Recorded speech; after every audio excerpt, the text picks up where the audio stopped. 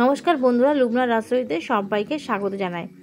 শীতে আমাদের একঘেয়েমি সবজি খেতে যখন মুখে অরুচি এসে যায়, তখন আমরা অন্য কিছু রান্না করার চেষ্টা করি। আমিও ঠিক আজকে একটা অন্যরকম রেসিপি নিয়ে হাজির হয়ে গেছি, যেটা গরম ভাতের সাথে দুপুরে আর রাতের ডিনারে রুটি পরোটার সাথে খেতে অসাধারণ লাগে। এখানে আমি একটা পাত্র বসিয়ে দিয়েছি, তাতে পরিমাণ মতো জল দিয়েছি আর সামান্য লবণ দিয়ে একটু জলটাকে মিশিয়ে নিলাম। তারপর তাতে দিয়ে দিলাম 4টি ডিম।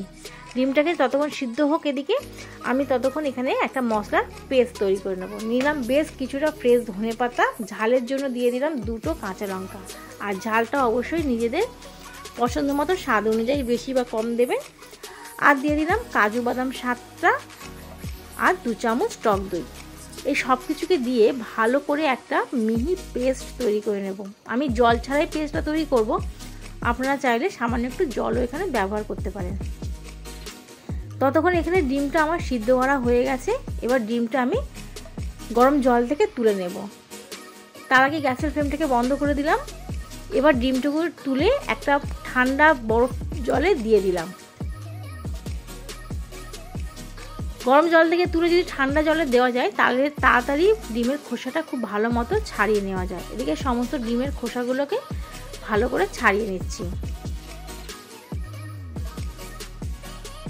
ডিমের এই রেসিপিটা যদি আপনাদের ভালো লেগে থাকে, তাহলে অবশ্যই চ্যানেলটাকে সাবস্ক্রাইব করবেন আর পাশে থাকা বেল আইকনটি প্রেস করবেন নিত্য নতুন রেসিপির নোটিফিকেশান সবার আগে পৌঁছে যাওয়ার জন্য, এবং লাইক, কমেন্ট এবং শেয়ার করবেন।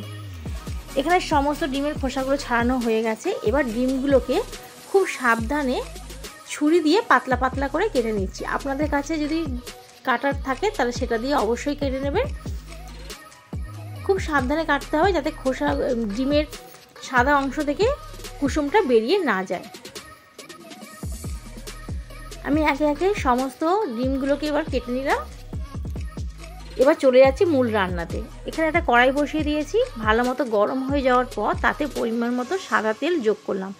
তেলটা যতক্ষণ গরম হচ্ছে, এখানে ফোড়নে দিয়ে দিচ্ছি 4 চামচের হাফ চামচ গোটা জিরে, একটা এলাচ, 2টো লবঙ্গ আর হাফ ইঞ্চি ডালচিনি। সব কিছুকে দিয়ে ভালো মতো একটু ফ্রাই করে নেব। যখন মশলাটা ভালো করে ফ্রাই করা হয়ে যায়, তখন তার মধ্যে একটা বড় সাইজের পেঁয়াজকে ছোটো ছোটো করে কুচি করে নিয়েছি, সেটাকে দিয়ে ভালো করে মিশিয়ে নিচ্ছি। আর যখন পেঁয়াজের কালারটা চেঞ্জ হয়ে যাবে, হালকা গোল্ডেন ব্রাউন হতে শুরু করবে, তখন তাতে দিয়ে দিলাম 1 চামচ আদা রসুন বাটা। এই আদা রসুন বাটাটা পেঁয়াজের সঙ্গে দিয়ে আরও কিছুক্ষণ একটু ভাজা করে নেব, যাতে পেঁয়াজের মধ্যে থেকে গন্ধটাও চলে যায়, আদা রসুনের গন্ধটাও চলে যাও। এখানে কিছুটা মশলা নিয়ে নিয়েছি। দেখুন, পরিমাণ মতো লবণ, হাফ চামচ জিরের গুঁড়ো, হাফ চামচ ধনের গুঁড়ো, হাফ চামচ কালো গোলমরিচের গুঁড়ো, হাফ চামচ হলুদের গুঁড়ো আর সামান্য একটু গরম মশলা। সব কিছুকে দিয়ে এই সমস্ত মশলা আমি টক দইয়ের মধ্যে দিয়ে দিলাম, দিয়ে ভালো করে মিশিয়ে নিচ্ছি। আর এখানে সামান্য একটু জলের ব্যবহারও করেছি। আমি এই রান্নাতে হাফ কাপ টক দই ব্যবহার করব। তার মধ্যে 2 চামচ দিয়ে দিয়েছি, আর অবশিষ্ট টক দইয়ের মধ্যে মশলাগুলোকে দিয়ে ভালো করে জল দিয়ে গুলে নিয়েছি। তারপর পেঁয়াজের মধ্যে দিয়ে দিলাম। আর গ্যাসের ফ্লেমটাকে এখন অবশ্যই লোতে রেখে দিয়েছি, নাহলে টক দইটা কেটে যাওয়ার সম্ভাবনা থাকে। ভালো মতো 2 মিনিট কষাতে কষাতে দেখুন তেল ছাড়তে শুরু করে দিয়েছে। এবার বাটির ধোয়া জলটাও দিয়ে দিলাম, দিয়ে আরও কিছুক্ষণ 2 মিনিট মতো লো ফ্লেমে কষিয়ে নেব, যাতে মশলা থেকে পুরো তেল ছেড়ে দেয় আর মশলার কাঁচা গন্ধটাও চলে যায়। যেহেতু এখানে টক দই ব্যবহার করেছি, সেই জন্য খুব সামান্য পরিমাণ একটু চিনি দিলাম, যাতে ব্যালেন্সটা ঠিক আসে। মশলা কষানো এদিকে হয়ে গেছে। এবার যে পেস্টটা আমি তৈরি করে রেখেছিলাম ধনেপাতা, সেই পেস্টটা আমি পুরোপুরি দিয়ে দিলাম, দিয়ে আরও কিছুক্ষণ কষিয়ে নেব।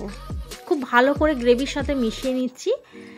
আর গ্যাসের ফ্লেমটা একদমই লো টু মিডিয়ামে রেখেছি। এই মশলাটা কষাতে আমার 5 মিনিট মতো সময় লাগবে। রান্নাটা খুব ঝটপট হয়ে যায়।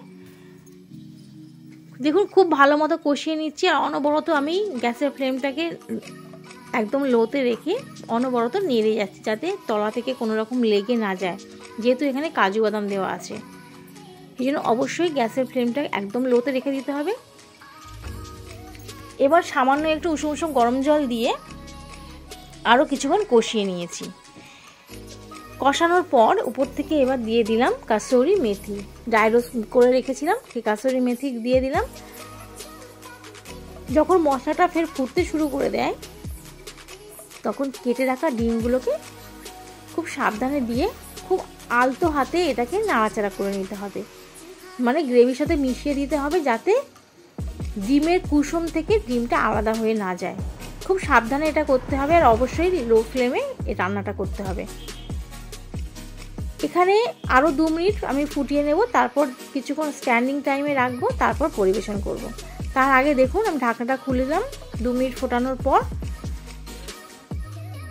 দেখতে কতটা লোভনীয় হয়েছে, খেতে অবশ্যই এটা ভালো হবে, একবার বাড়িতে অবশ্যই তৈরি করবেন। কিছুটা ধনেপাতা আর কাঁচা লঙ্কা ছড়িয়ে দিয়ে কিছুক্ষণ স্ট্যান্ডিং টাইমে রেখেছি, তারপর পরিবেশন করে দেখাচ্ছি।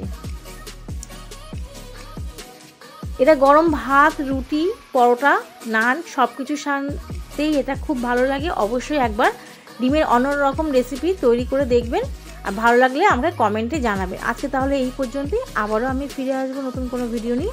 ততক্ষণের জন্য ভালো থাকবেন, সুস্থ থাকবেন। ভিডিওটি দেখার জন্য ধন্যবাদ।